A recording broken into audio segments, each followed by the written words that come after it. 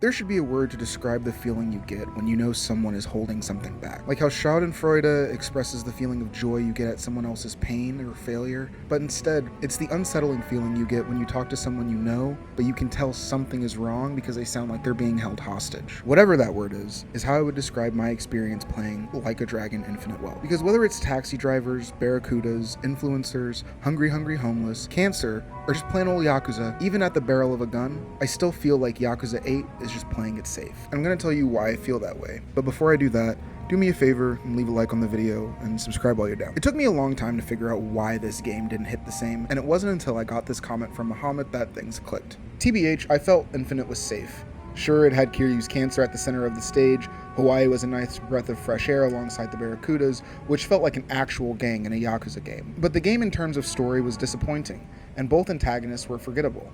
The graphics were dated as well, and Hawaii shows the engine limitation, and the list goes on. It's not a bad game, but it felt safe, like very safe, which is disappointing after 7 taking a bold new direction. And I couldn't help but feel the same way. So I want to talk about what's causing the problem. And I think it boils down to 3 main issues. Number 1, you've got 3 sequels and 1 game. Number 2 is the weight of the story itself, and the third is an unclear vision for what the future of the Like a Dragon Yakuza series holds. Infinite Wealth's first issue is that it's 3 sequels and 1 game. I think Gaiden has this issue as well to a lesser extent, where Gaiden serves as a sequel to Yakuza Like a Dragon and Yakuza 6, Yakuza 8 is a sequel for all these games as well, and this time, it's serious. Argue with me if you want, but yes, Yakuza 8 is a sequel to Yakuza 6. This is Kiryu's fault. When RGG decided that they were going to have 2 main protagonists, they knew things could get messy. If I had to guess, that played a major role in the decision to overhaul the gameplay the first time. Not to mention, Kiryu is supposedly dead after Yakuza 6. So, enter Gaiden, a game one would assume to serve as Yakuza 6's sequel, but aside from understanding what happened to Kiryu and more about the Daidoji, what other connections does Gaiden have to Yakuza 6? One would expect a good sequel to not just follow the narrative up with another story, but to expand and refine the themes laid out by its predecessor. Gaiden does not do this for Yakuza 6. Yakuza 8 does. I would compare Gaiden to the books that came out in the wake of the Dead Space release. These books serve to add lore and context to the world that Dead Space takes place in, as well as bridge the gap between games. Gaiden does this as well, it's just that it happens to be the same media that the previous game was presented in. Yakuza 7 is a continuation of the fallout that occurs because of the events of Yakuza 6. Just like Yakuza 6 is dealing with the fallout of the events that occurred in Yakuza 5. And Yakuza 8 happens to deal with both the fallout of Yakuza 7 and come back around to the fallout of the ramifications of Yakuza 6. However, it doesn't touch on Gaiden near as much. Like for instance, don't you think these guys look similar?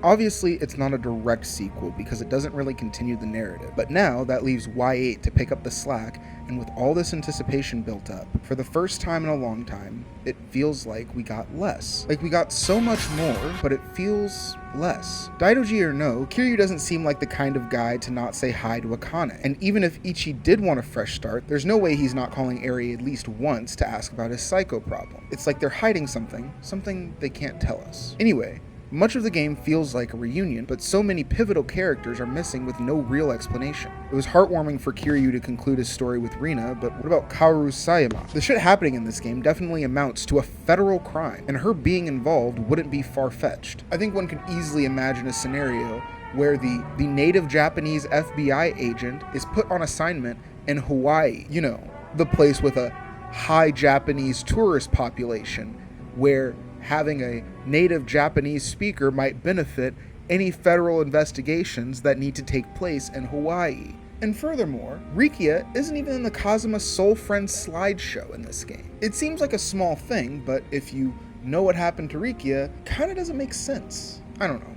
I just felt like something was missing when I finished this game. So many things seem out of character, and maybe they were done for convenience, but I think it really alters the text of the game. What does it mean that, Kiryu is under threat of like his entire family being murdered if anyone finds out who he is, and you kind of just don't want to deal with the complications of the thing you set up there. And that's fine. But what's Ichiban's excuse? He's not an asshole.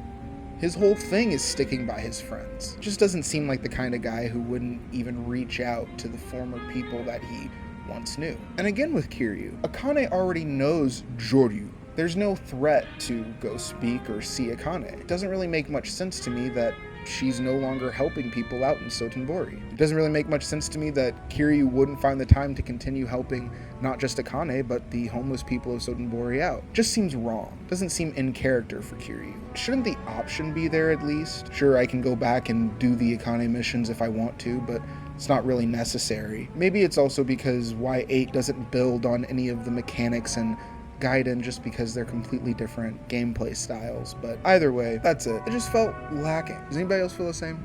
If you do, comment down below. Anyway, I'm done. Bye.